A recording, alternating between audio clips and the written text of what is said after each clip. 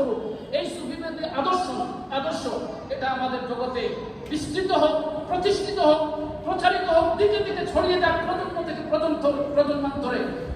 এই কামনা নিয়ে হাসান রাজা লোক সাহিত্য পরিষদ কাজ করছে। আপনারা যারা গুণীজন আমাদেরকে উৎসাহ দেওয়ার জন্য এখানে উপস্থিত হয়েছেন, আপনাদের কাছে অন্তর থেকে কৃতজ্ঞতা জানাই।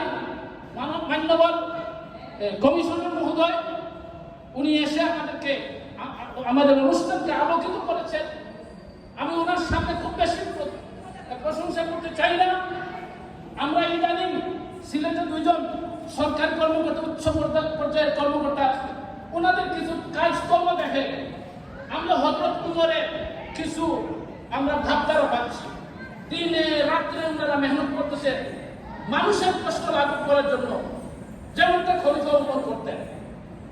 আমরা দোয়া করি এই যারা প্রশাসক যারা এসেছেন, আমাদের যারা প্রশাসক, আমাদের পুলিশ কমিশনার মহোদয়, ওনাদের নেতৃত্বে ইনশাআল্লাহ ভবিষ্যতে সিলেট একটা সুন্দর, এটা একটা পবিত্র ভূমি, 360 আউলের পবিত্র ভূমি।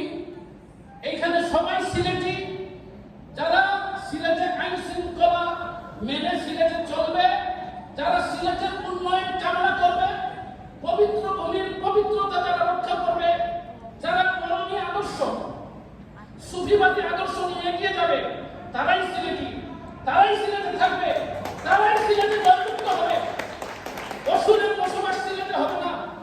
যারা অশান্তি সৃষ্টি করে, যারা বৈষম্য সৃষ্টি করে, যারা বিদ্বেষ সৃষ্টি করে, প্রতিহিংসা সৃষ্টি করে, তারা সিলেটে থাকবে না।